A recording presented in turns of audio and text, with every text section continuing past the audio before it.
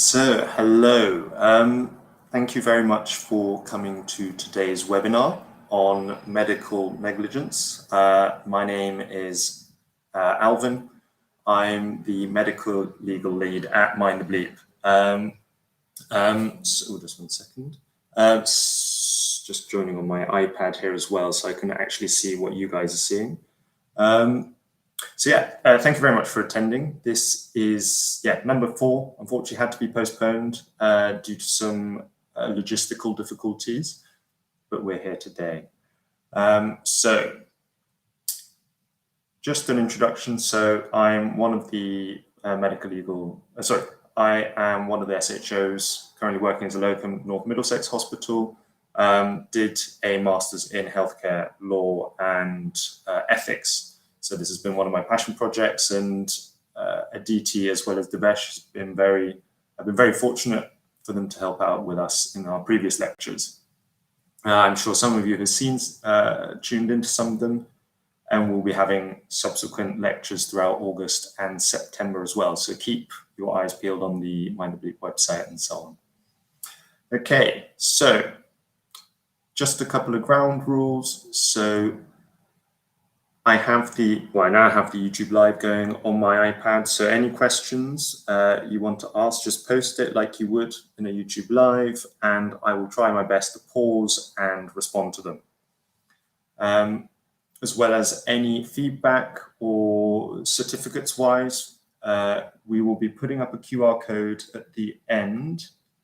So please, if you feel like providing any feedback, just scan the QR code and that will sort you out. Okay, so let's get tucked in. So let me share my screen. Please let me know if you can't see this, okay?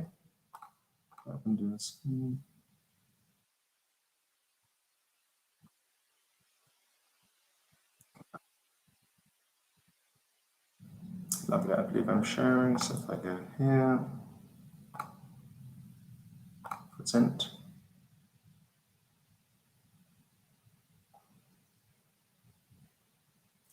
Here, full screen. Lovely. Any issues? Can everyone see? Okay, there's no one saying anything. I will start now. So, thank you very much for coming for my webinar on medical negligence. My name is Alvin Gardner.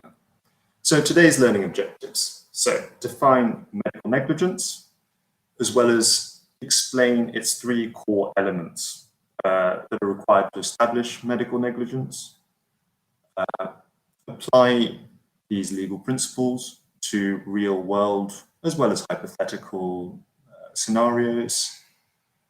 And I think it's important for us to explore the case law surrounding negligence as well. And I think it's important to provide that context. And lastly, understand how to prevent negligent practice and react to claims. I think for the majority of us, or majority of you guys watching, this is probably the most important part. So some of you may have gone through litigatory process, may have had claims put against oneself, but they're very stressful times, and it's important to know how to react to them.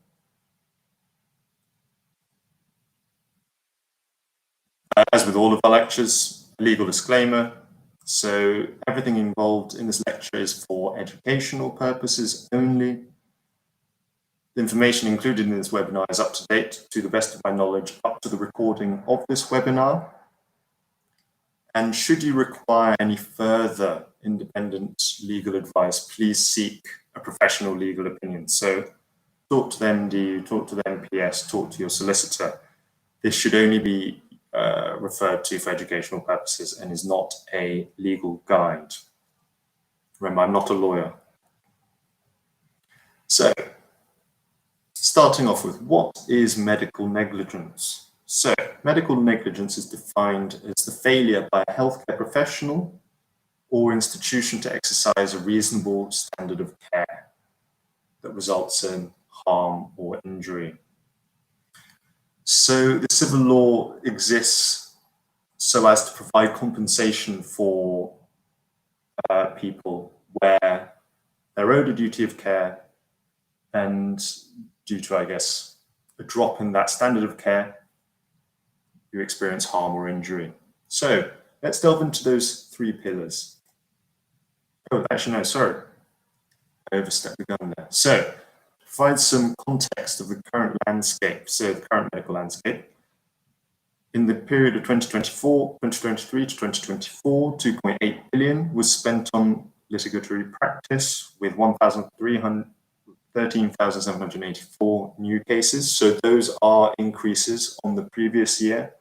If you look over the last 10 years, there has been a steady increase. A large proportion of those are maternity related, as well as pediatrics is often included. Now, some of you may think quite alarming stats, but it's important to consider that actually quite a small percentage of those actually go to court. So you may receive a letter of a claim or a complaint, but a huge proportion of those are actually just battered away at the first point because they are completely unsubstantiated claims. So about 70% are immediately dispelled, and maybe 1 to 2% go to a court hearing. So it's important to consider that despite there being increasing litigatory practice.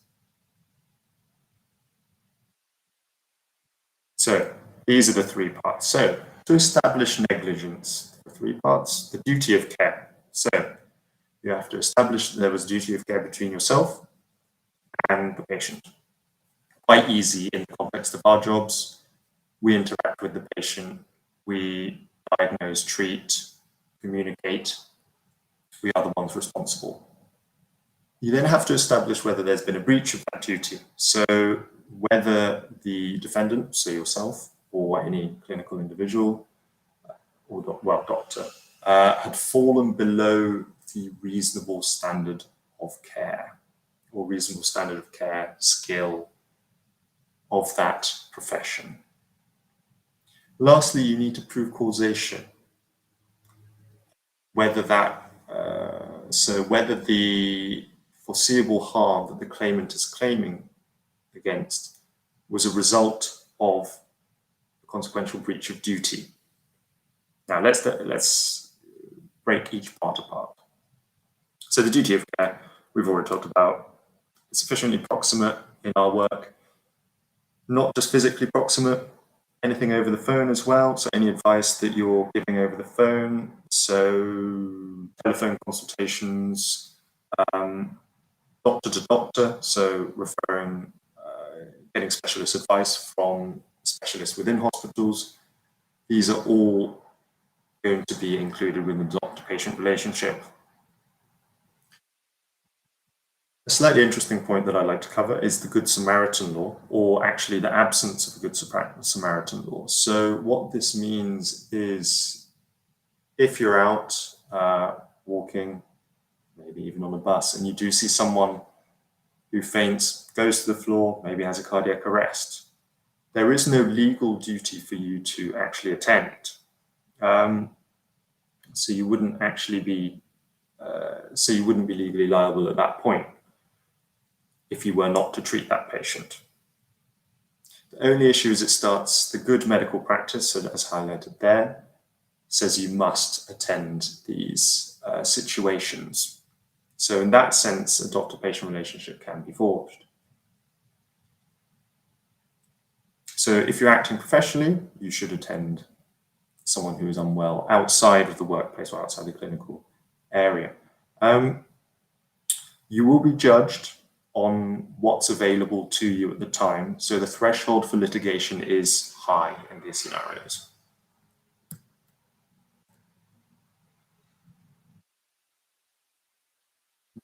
So yeah, the breach of duty. So we've established the duty of care. So you're going to be, evaluated at the standard competence of that specific medical professional. So what I mean by that is, what the law means by that is, if you're a GP, you're going to be evaluated on the standard level of a GP. If you're a cardiothoracic surgeon, you're going to be evaluated on the basis of a standard cardiothoracic surgeon. So, for example, if you're a GP and you have a patient that comes in with certain eye red flags, you're unable to diagnose it. For example, you don't have the requisite equipment. So let's say you weren't able to diagnose the keratoconus and then the patient becomes blind. You are not liable for misdiagnosing that patient because a standard GP would not be able to do that. However, you would be liable if you did not refer that patient on, because that is working within the realms of a GP. So how is a standard established? Well, there's a code of, there's GMC good medical practice. There's also your specialty specific guidelines on what you should be doing for certain situations. So NICE so that's a more national guidance, as well as the Royal Colleges will have their own specific guidance as well. Importantly, so departure from guidelines. So a blind adherence to guidelines is not always protected in the court as well. So that's important to know. As I'm sure you've all seen within hospitals, sometimes doctors work outside of what is deemed standard practice. Standard practice. In the case of Southall and versus Mid-Essex, I believe, general summary, all the biochemical markers in a patient post some general surgical abdominal procedure with anastomosis, the white blood cells CRP was normal, clinical picture, some abdominal pain. It was deemed that given that the markers were completely normal, that abdominal sepsis was not a possibility. It's important to, as we all know, consider the clinical picture. So in those cases, you may be liable.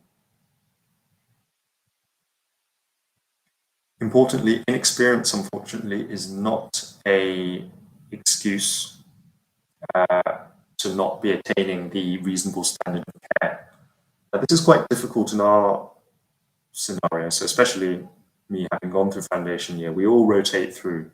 And on our first days, we often, we feel quite inept. I did so, especially when I did ENT. I was immediately the SHO on call with very little ENT knowledge.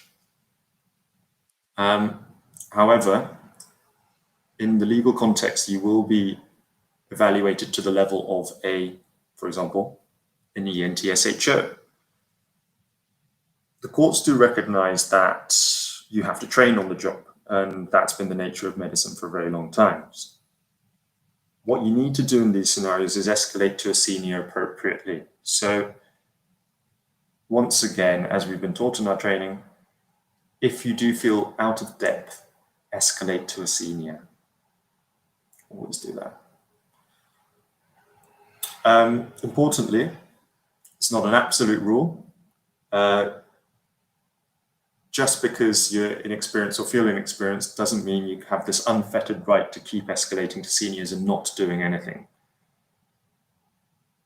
If it's deemed that you've had enough experience and you're still sort of relinquishing your responsibility upwards, you may be deemed that you're shirking your responsibilities. Okay. It's important to note that this threshold for litigation does remain high and has been the case since, actually a lot changed during the COVID crisis as people were understandably overworked and understaffed, unsupported, and so on. Okay, so we've covered a fair bit on the first two principles. So the last bit is causation. So this is one of the more difficult, this is probably the more difficult part to prove of the three. So essentially, did the relevant negligence result in the foreseeable harm that the patient or claimant incurred? there's a nice, simple, whilst slightly confusing test called the but-for test that allows the people use to determine whether causation occurred. So in the case of R.V. White, I think it was the son attempted to murder mother with cyanide in her drink, but she suffered a heart attack. Now, it was deemed that the cyanide did not cause the heart attack at the time. She she developed a heart attack irrespective of the cyanide. So it was deemed that the heart attack, but for the arsenic administration, would have happened. Therefore, the son was actually acquitted of murder. However, they established actus reus, the guilty mind, therefore he was guilty of attempted murder. But as you can probably, so let's take an example. For example, in a thyroidectomy surgery, recurrent laryngeal nerve palsy is a common thing. So accidentally snipping and resulting in hoarse voice, sometimes aphonia. You could say, so had it not, so the surgeon's inattention to identifying the recurrent laryngeal nerve, but for, would not have resulted in the severing of the recurrent laryngeal nerve. I think I've got that right. It's a bit complicated, but actually, no, it's relatively simple. It's just phrasing it in that way is quite difficult. So types of foreseeable harm.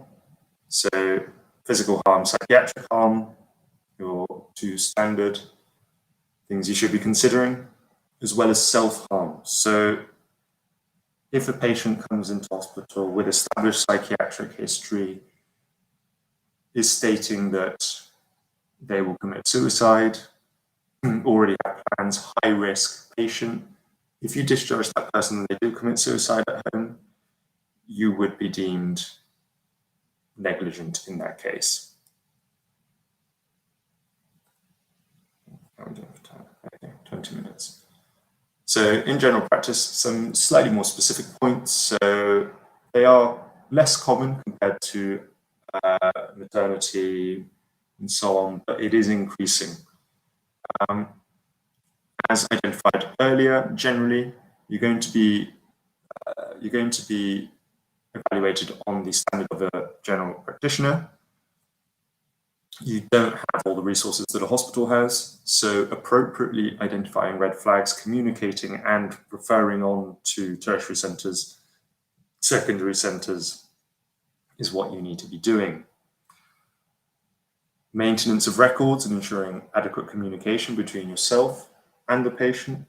Sorry, when I say yourself, GP and patient, as well as GP and doctors, so specialists and doctors within secondary and tertiary care is important. So discharge summaries and so on. So actually, an important point you need to have. That's why discharge summaries are so important. Summarizes everything that's been happening to a patient within a hospital. If that's sloppy and doesn't get communicated to general practitioners, they then can't act on that new information. So by not including important medical information on discharge summaries, you may be being negligent. So make sure you do those discharge summaries properly.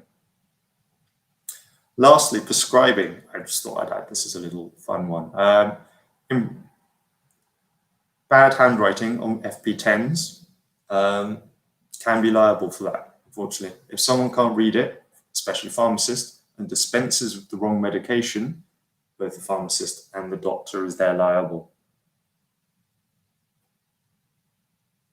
So let's move on to the case law. So I'd like to start with the case, so the landmark case of Bolam. So Mr. Bolam was a voluntary psychiatric patient being treated at the Friar Hospital. He had been experiencing recurrent depression, and so after various bouts of treatment failure, opted for electroconvulsive therapy. Now, there were various methods of doing this. The two most established at the time were the modified approach, so that's where you you restrain the body and you give appropriate muscle relaxants. The thought was that by doing that, you would have fewer convulsions and thus fewer injuries. And then there was the non-modified. And so the non-modified involved no restraints, no, no anesthetic. So Mr. Burnham, unfortunately, well, not unfortunately actually, underwent the non-modified approach, and unfortunately resulted in him having severe convulsions and fractures to both his hip, well, both sides of the hip, and significant bruising across the body. It did improve his depression, but as you can imagine, Mr. Burnham was not happy and brought a negligence claim to the hospital, claiming that they had not informed him of the risks and they had not applied, well, not given any muscle relaxants or not given any proper restraints. So this is where the Burnham test was established. So there was actually a split opinion, expert opinion at the time. So roughly half of medical experts at the time stated that they would opt for the non-modified approach because there was a significant risk associated with anesthetizing. Whereas others opted for the modified approach because this resulted in a reduced risk of injury.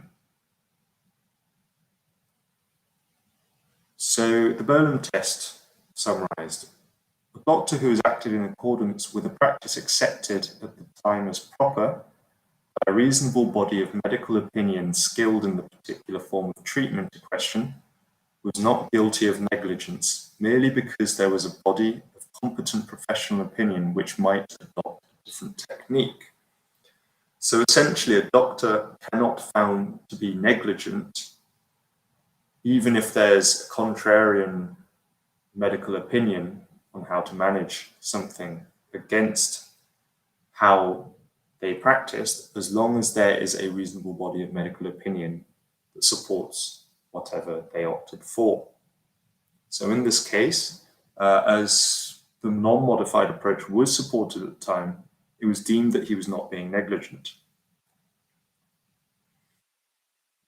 Another part of the Burnham test basically just backs what we've been talking about earlier. So the test is the standard of the ordinary skilled man exercising and processing to have that special skill. A man need not possess the highest expert skill. It is well-established law that it is sufficient if he exercises the ordinary skill of an ordinary competent man exercising that particular art.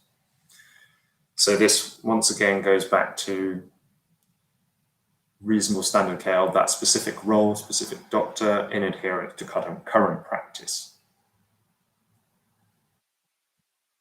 So as a summary, Burnham test has determined whether a doctor has worked within a reasonable standard of care. So if that reasonable standard of care skill was backed by a body of medical opinion, then he could not be being negligent.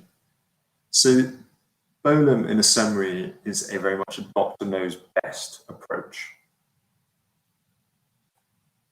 So moving on to Bolitho versus Hackney City Authority. So Patrick Bolitho was a 2-year-old child who was admitted to St. Bart's on the 11th of January in the 90s. Initial presentation: worsening breathlessness, wheeze, was seen by SHO and registrar, who deemed that the patient was experiencing croup. He had an inpatient stay from the 11th to the 15th of January, where he showed signs of recovery, and on the 15th of January he was discharged home. On the night of, on the 16th, at home, he developed worsening dyspnea and wheeze, so was admitted back to St Bart's Hospital. On the 17th of January, so starting the day, this is where everything unfortunately went wrong. Consultant ward round in the morning. Patrick, well, no sort of increased work of breathing, no wheeze. Everyone was quite happy at the time. At 12:40, the first signs of deterioration. So increased work of breathing, wheeze. The sister of the ward calls the registrar on call and explains the current situation, to which obviously the registrar is surprised as the consultant ward round showed that he'd been well. The registrar agrees to review, but for some reason the review never happens. At 2 o'clock, there's a second deterioration, and the sister calls the registrar to attend. However, they're busy in clinics, so the registrar bleeps the SHO to attend. However, due to a faulty pager, the SHO does not attend. Unfortunately, at 12:30, Patrick undergoes respiratory arrest and then cardiac arrest. CPR is performed, and after 10 minutes we get ROSC. However, due to significant hypoxic brain injury, Patrick subsequently passes away. So the mother of Patrick brings a claim forward that the registrar had been negligent in the way that she managed Patrick, as well as responded to initial escalations of deterioration. So during the trial, it was quickly established. So part one, she 100%. Actually, I can't remember. The registrar had a duty of care to the patient. She'd been in breach of that duty to Patrick. So despite multiple escalations, had not attended. 2 facts were maintained. So intubation would have maintained Patrick's airways, ensuring respiratory failure and subsequent cardiac arrest would not have occurred. So fact 1. And intubation was required prior to the final catastrophic episode.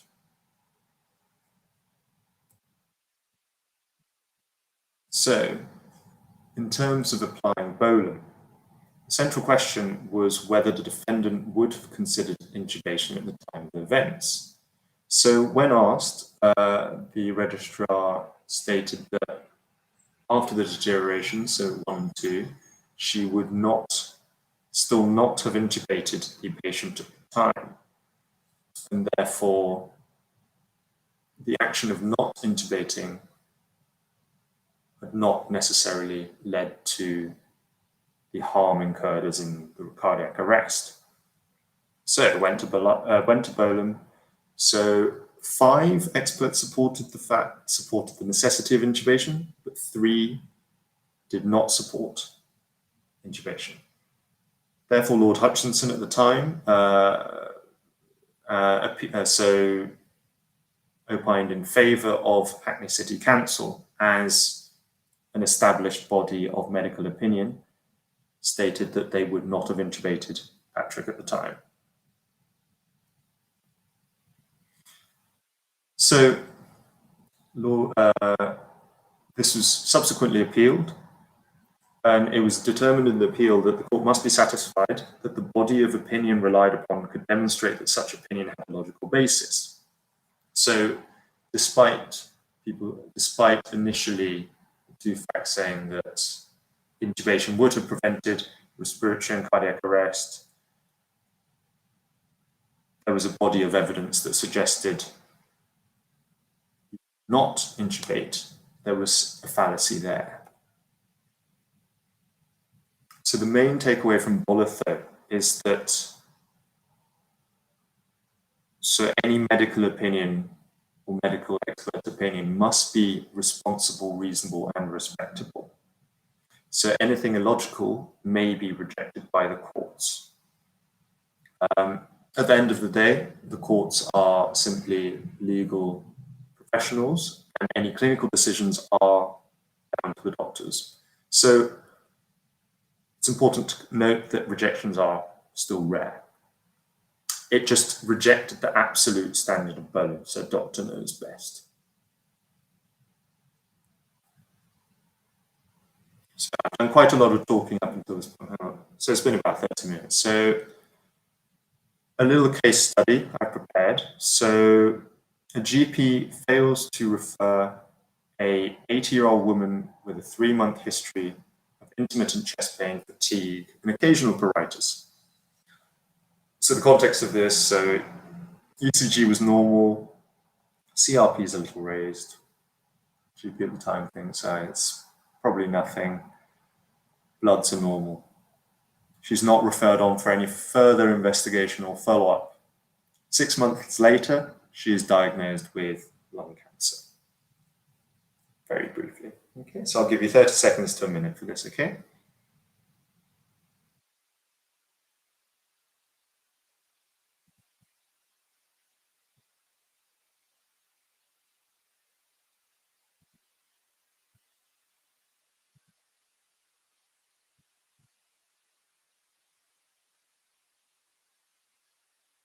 Oh, feel free to post in the chat. Oh, actually, sorry, wait. Let me just... Considerations. So, what I'd like you to do is apply part 1, part 2, and part 3. So, is there a duty of care? Was there a breach? Use Bolam and Bolitho. And causation. How can we establish using those? I'll give you 15 more seconds just because I didn't show you that part. Feel free to post in the chat.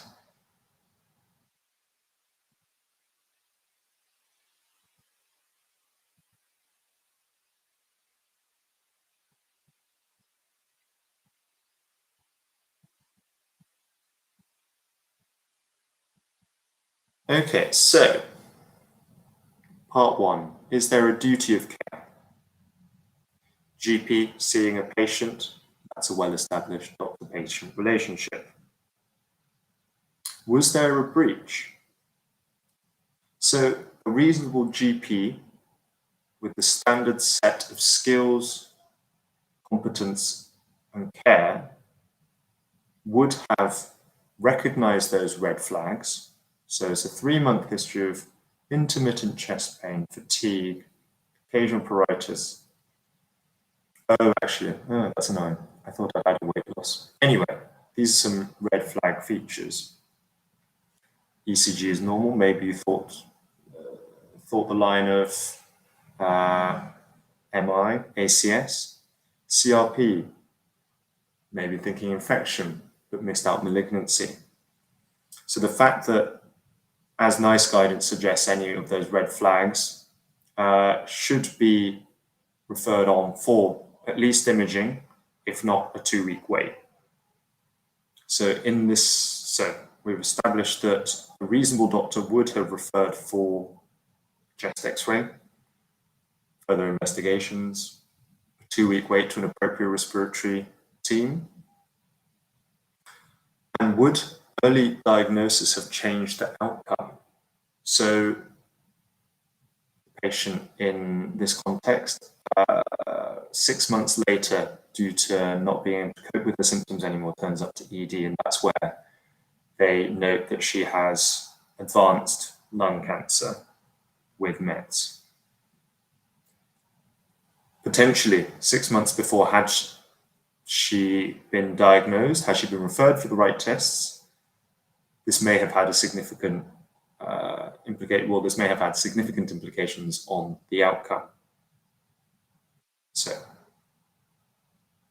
in terms of life years and sort of working out quality of life outcome, it's a bit more complicated, but you can establish that this doctor has been negligent. So just to move on to the more human aspects of medical negligence claims. So they are a very, very stressful period of any working doctor's life. I personally haven't had the experience, but I've spoken to people who have, and it very much puts a hold on everything else in your life. That becomes the solely important thing. Importantly, not just yourself, it's others around you, it's your family, it's your significant others that vicariously experience stress. You also get, I may have scared some of you with some of the stats that I've included and how certain things aren't absolute. So always referring on to a senior, it's not absolute. You do have to do some things on your own, but this is not a suggestion to absolutely over-investigate and over-treat. At the end of the day, remember those three parts. Are you working within what's expected as a reasonable doctor of that level, of that specialty?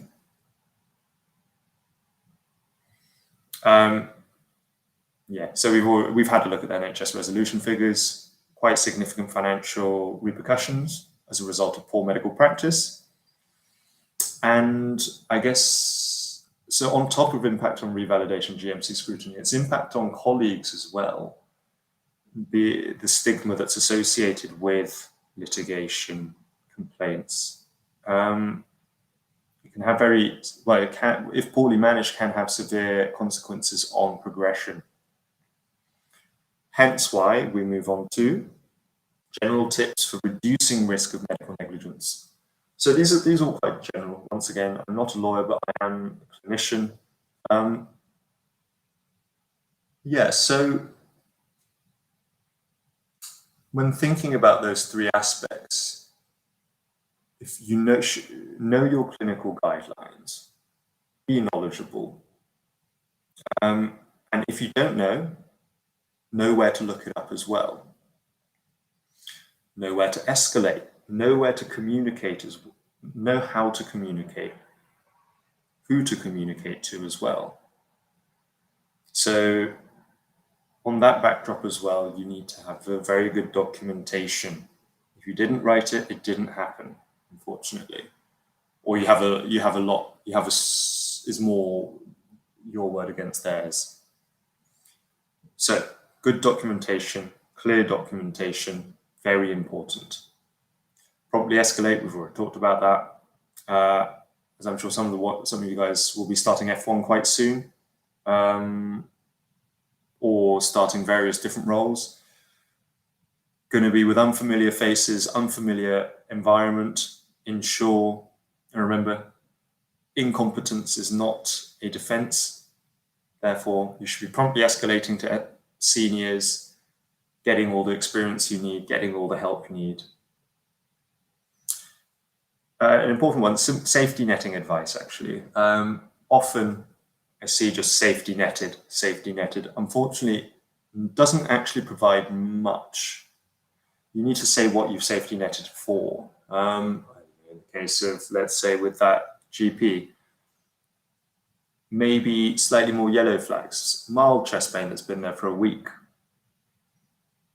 If you may then safety net, if it's lasting for more than 3 weeks, weight loss, pruritus, hemoptysis, and so on, that's appropriate safety netting. But if you just provide general advice, that wouldn't constitute a proper safety netting.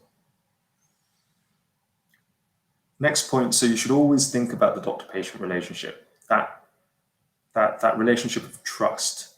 So open and timely communication of errors. So this is found in the duty of candor. So admitting that you're wrong, admitting that you've made a mistake, often does ameliorate situations. It's often where there's been such a breakdown in communication that people don't want to, feel more inclined to litigate. So maintain that good communication, that good doctor-patient. Okay? So yeah, in terms of general points, good documentation, good communication, escalation, safety net, Make sure you know your facts and figures. And lastly, institutional support. So make sure you have an MDU or make sure you have a defense union protecting you. MPS, MDU, I don't mind where you do it, but please do. Ensure that you're up to date with any local guidelines and think about any sort of decisional aids that you can, access. I think we're closing on to the end. Yes, practical steps in responding to litigation. So this is modeled on what the MDU have provided on their website. They've got loads of good stuff, so please have a look on their website after this lecture. So